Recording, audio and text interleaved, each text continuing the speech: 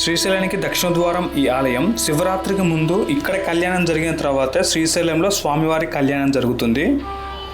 ఈ ఆలయం ఆంధ్రప్రదేశ్లో కడప జిల్లాలో సిద్ధవటం అనే గ్రామానికి దగ్గరగా జ్యోతి అనే గ్రామంలో ఉంటుంది. ఈ ఆలయం సిద్ధవటం అంటే సిద్ధులు తపస్సు చేసిన వనమని, వట అంటే దేవతల అనుగ్రహం పొందిన స్థలమని.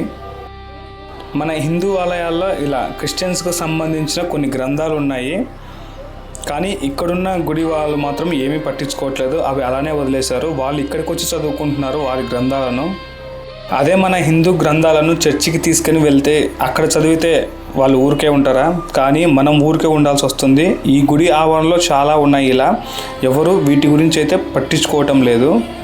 శ్రీశైల క్షేత్రానికి 4 ద్వారాలు ఉంటే అందులో దక్షిణ ద్వారం ఈ సిద్ధవటం జ్యోతి టెంపుల్. పూర్వకాలంలో భక్తులు మొదటగా ఈ సిద్ధవటం వచ్చి పూజలు చేసిన తర్వాత అడవుల గుండా శ్రీశైలానికి ప్రయాణం మొదలు పెట్టేవారు. ఇక్కడి నుంచి ఆలయం ఆవరణలో దాదాపు 101 శివలింగాలు మనకు దర్శనమిస్తాయి. ఈ ఆలయం 11వ శతాబ్దానికి చెందినది. ఇది పెన్నా నది ఒడ్డున ఉంటుంది. ఈ ఆలయం 2004 ఇసుక తవ్వకాల్లో బయటపడింది. ఈ ఆలయం 2004కు ముందు ఈ ఆలయం వచ్చేసి ఇసుకతో కప్పబడి ఉండేది. 2004 ఇసుక తవ్వకాల్లో ఈ ఆలయం బయటపడింది. ఇప్పుడు మనం ప్రధాన ఆలయం లోపలికి వెళ్దాం. ఇక్కడ ప్రధానంగా జ్యోతి సిద్ధేశ్వర స్వామి మరియు మీనాక్షిదేవి ప్రతిమలు ఉంటాయి. ఇది ఈ ఆలయానికి రోడ్డు మార్గంలో రావాలనుకున్నవారు కడప టౌన్ నుంచి బాక్రాపేట నుంచి సిద్ధవటం నుంచి జ్యోతి అనే గ్రామంలో ఈ ఆలయం ఉంటుంది. లేదు తిరుపతి నుంచి వచ్చేవాళ్ళు తిరుపతి నుంచి రాజంపేట, ఒంటిమిట్ట, బాక్రాపేట నుంచి ఈ ఆలయానికి చేరుకోవచ్చు. శ్రీశైలానికి 4 ద్వారాలు ఉంటాయి. తూర్పు త్రిపురాంతకం, పడమర అలంపూర్, ఉత్తరం ఉమామహేశ్వరం, దక్షిణం ఈ క్షేత్రం. ఈ ప్రాంతం ఒకప్పుడు తపోభూమి. సాధువులు, యోగులు ఇక్కడ తపస్సు చేసేవారు. హరహర మహాదేవ నినాదాలతో ఈ ప్రాంతం మారుమోగిపోయేది. ఇక్కడ ప్రతిరోజు పూజలు జరుగుతాయి. ముఖ్యంగా మహాశివరాత్రి మరియు కార్తీక మాసంలో ఎక్కువగా పూజలు జరుగుతాయి. మంత్రాలయంలో స్వామివారిని దర్శనం చేసుకున్నాక స్వామివారి చుట్టూ ఇలా తిరిగి రావటం కోసం ఒక మార్గం ఉంటుంది. ఇది చాలా బాగుంటుంది. బయట నుంచి వెలుతురు కూడా ఈ ఆలయం లోపలికి పడుతూ ఉంటుంది. అంటే లోపల 2 అంతరాలయము మరియు మహామండపం 2 ఉంటాయి. పైనుంచి వెలుతురు చూడండి ఇలా పడుతుంది.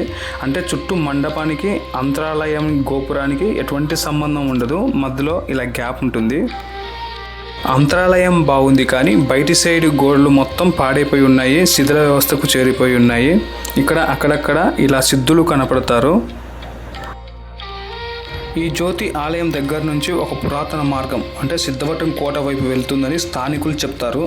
ఆ మార్గం కూడా మీకు నేను వివరిస్తాను. ఈ మార్గం పూర్తిగా పాతకాలంలో ఉన్న రహస్యదారిగా భావిస్తారు. పెన్నా నది తీరాన్ని అనుసరిస్తూ ఈ దారి వెళ్తుంది. కోటను రక్షించడానికి, అత్యవసర పరిస్థితుల్లో వెళ్ళటానికి రావటానికి కూడా ఈ దారి ఉపయోగపడేదని చెప్తారు. అంటే శత్రు రాజ్యాలు ఈ సిద్ధవటం కోట మీద దాడి చేసినప్పుడు రాజ కుటుంబీకులు ఈ రహస్య మార్గం గుండా ఈ ఆలయం నుంచి బయటికి వచ్చేవారని చెప్తారు. ఇంకా అంతరాలయం గురించి మాట్లాడితే ఇక్కడ బ్రహ్మసూత్రంతో ఉంటారు స్వామివారు.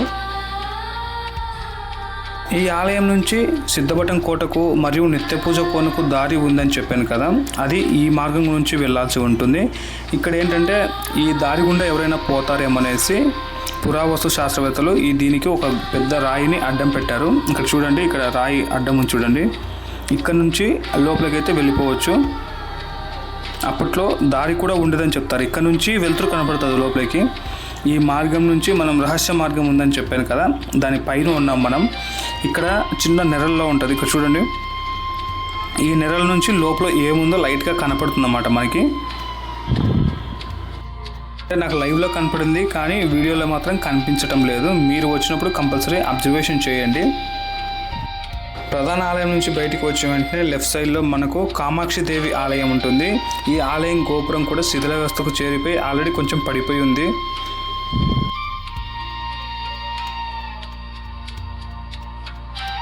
ఈ ఆలయం చూసుకొని కొంచెం ముందుకు వచ్చినట్లయితే మనకు భీమేశ్వర స్వామివారి ఆలయం కనపడుతుంది. ఇక్కడ ఆలయం ముందు వైపు మనకు వినాయకుడైతే ఉంటారు.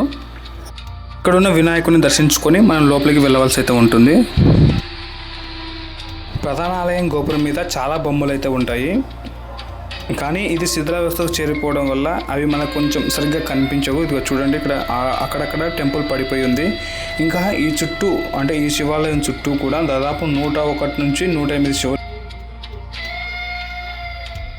ఇంకా ఈ రాజగోపురం లెఫ్ట్ సైడ్ నుంచి చూసినట్టయితే మనకు ఇక్కడ సిద్ధులు తపస్సు చేసినట్టు విగ్రహాలు కూడా కనపడతాయి. అవి కూడా విరిగిపోయి ఉన్నాయి. ఇక్కడ చూడండి, మీకు కనపడుతుంది.